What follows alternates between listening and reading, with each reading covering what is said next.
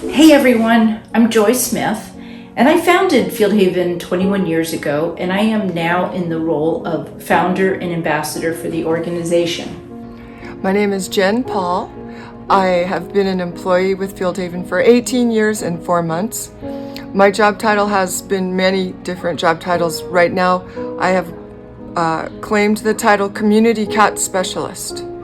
Hi, my name is Jeanie Schumacher, and I've been an employee and volunteer at different levels with FieldHaven Feline Center since about 2018, working in community cat care, transportation, and lots of titles. So how did I get involved in the Lahaina fire and going to Maui last year to help recover cats after the fire? I was asked to join a conference call with Neighborhood Cats and Maui Humane, and I think there were a couple there may have been a best friends representative on there. Everybody insisted that there was no cats alive. I thought Paradise was bad, and Paradise was much larger, bigger real estate, but Lahaina was worse. These were small, close together houses, and everything was decimated. I can understand why they thought no cats survived. And I said, well, okay, in my experience, and I have a little bit of experience with fire aftermath, cats survived. Our experience with Paradise, knowing a lot of the pitfalls that happened with Paradise, people not understanding that cats can survive such a tragic event, and us knowing that they can. Well, right after the fire, and in actually the days and weeks after the fire, only government entities were allowed in. So Maui Humane got clearance to go in late August, and that first night they set some traps, and they trapped I don't know how many dozens of cats. I think it was upwards of around 75 cats or something. They had to cease trapping operations because they had no place to house these cats. They weren't sure what to do. I think in our hearts, Joy and I just had a feeling that we needed to help, and we both had the feeling at the same time, and then we were asked to help. There were no other rescue groups to my knowledge that had gone in before us. It was Maui Humane Society that was doing it on their own with a small community TNR group. So I got on a plane, I flew over, and I was met with open arms by all of the staff there, the CEO, the directors. They were just so happy to have somebody there to come help. The first thing we did is go into their TNR holding area, and there were dozens of cats in traps. Now these cats were being well taken care of. They were being clean, their traps were clean and they were being fed and watered, but they were in traps. They were not kidding when they said they had no space. And they had tons of volunteers. I mean, everybody wanted to help. So we got to work and we started putting pop-up cages in their current community cat rooms. It was by no means ideal, but is what we had to work with. And we started moving those cats from the traps into those cages, and it was an assembly line. I probably had 25 people helping. It was incredible. I was just so overwhelmed with how everybody was so concerned for the cats and wanted to help and get them into some decent housing. So we got, I think, over 30 of those cats into housing that night, and then the next day we got the rest of them in. A couple of new people arrived from the States to help, including Jen Paul came. My first impression was that, oh my gosh, look at how many outdoor community cats are actually pretty friendly. It was beautiful. It was the juxtaposition of the tragic with the beauty was mind-boggling. Once I hit boots on the ground in Maui, we first, within the first 5 hours, we were feeding cats and identifying cats in the field at night, trying to draw them to feeding stations, and then also waiting to trap because we had to be cognizant because the human search and rescue efforts were going on as well. So there was a very high level of sensitivity that we needed to come into this project with. We didn't know what to do with these cats. They were doing a really good thing when as they were coming in, they were sending them through medical so that they got all of their medical. They were spayed and neutered. They were checked for microchips. They were chipped if they weren't chipped. They were reunited with their owners if they could be. But there was an immense number of cats, probably 80%, 85% of the cats were unknown to whom they belonged. So in the meantime, we went out into the fire zone during the day so I could see and get a feel for the whole fire zone. And then we started going out at night and scouting for cats. At a fire, what cats do is they go underground, or they go someplace where they can be safe, whether it's underground or under something, and they stay there and they don't come out during the day, but they come out in droves at night. So our job for the first 2 weeks was to analyze how many cats were in the fire zone. One night I counted about 140 in just a portion of the fire zone. We started setting up feeding stations because we wanted to congregate the cats into areas where we could then go up and set up trapping for them. Maui Humane was desperately trying to find a place a warehouse or someplace where we could set up the recovery shelter. So finally we found a place. It was more crowded than I would have liked it. Like I said, it was not ideal, but it was what we had to work with, so we worked with it. And again, the staff and volunteers of Maui Humane came out by the dozens and helped popping up cages, moving cages, outfitting cages. It was an incredible feat of people working together for the animals.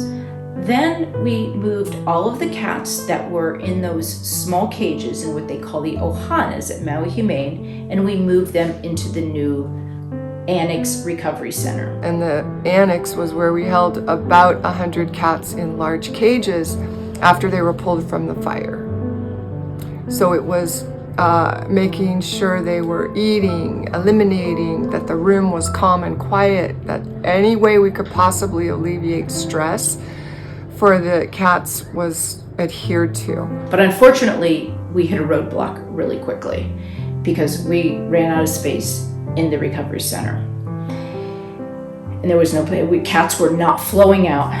We were not reuniting cats as quickly as we were bringing them in. UC Davis came in, and Doctors Wagner and Hurley came over, and we all put our heads together, and they started building large catios in a dog play yard at the Maui Humane facility.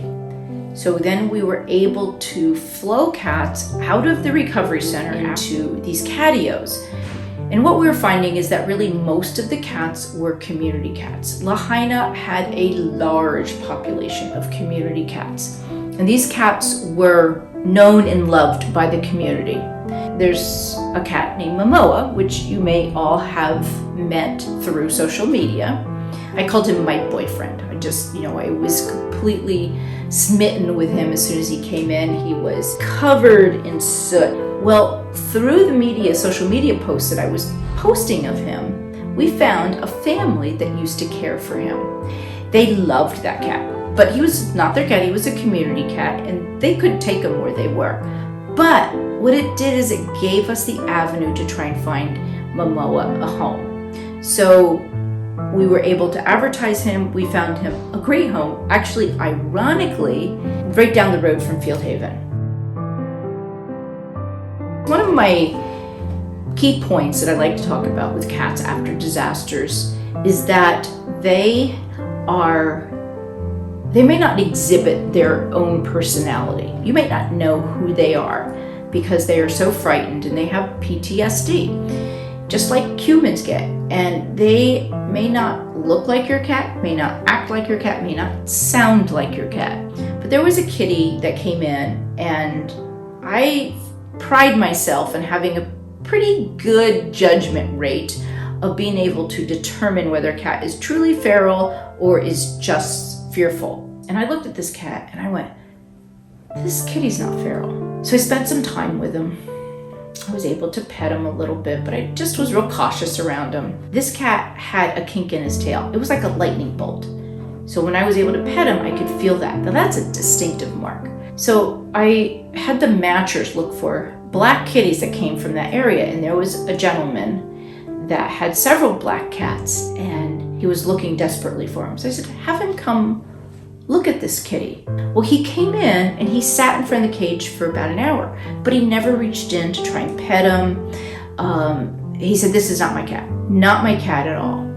So I took some video of the cat, of me petting him, kind of tried to show what the tail was like, and I encouraged them to have him come back. And he came back and he was able to pet the cat, and he felt the tail. He's like, that's my cat. This has happened to me. I've experienced this over and over again after these disasters of trying to match cats up with their owners.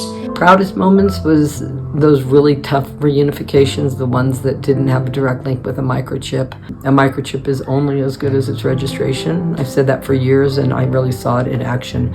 Taking that extra step to be able to locate and identify a cat and find that owner, and then find a solution to where that person could stay with their animal, because that might be the only thing that they had left after this great tragedy. The project ended for the major trapping within the burn zone in February, so that was August through February. I want to say 7 months. The trapping went on. There's still some community cat management on the perimeter that's going on, and while they're doing that, trapping to manage the colonies outside the perimeter, they're also scanning cats with hopes of identifying more fire cats that are owned, and so there's always hope for reunifications. What this trip taught me is that unfortunately we're going to have more disasters, and that we all have to be ready at least to take care of our own cats, to be able to evacuate if needed. And it's all about helping as much as one can, helping other people, and especially for me, to continue helping the ones that can't speak up for themselves. Every rescue situation, just like on the small scale in a community without a disaster to the large scale, is different. Every cat is different, and every situation is different. From the temperature being so perfect that 90% of the owned cats are indoor-outdoor, which is one reason why a large number of cats survived. Every time we go through one of these missions, I learn more and more and more. I go in thinking, okay, I got this. I've done this before. But man, I learn new things all the time, especially having Drs. Wagner and Hurley there. That was so exciting. I got to really learn a lot from them, and from people, the staff at the Maui Humane Society, and from just people that came in. And there were people that flew over just to help. I just want to give kudos to all the other rescues on the island that did get involved. Kitty Charm Farm with Sarah Haynes, to Sarah Payne, who came and brought us food because we didn't have time to eat. All the people that came from out of the country to help.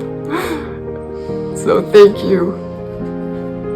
Is with every disaster, the people are what inspire me. These are not cat rescues. I mean, yes, at first face they are. These are humanitarian missions. These people have lost everything. They have lost their jobs, their homes, their belongings, their cars. They may have lost family members, especially four-pawed family members. But if we can reunite them with their kitty, there is nothing better that we can bring them.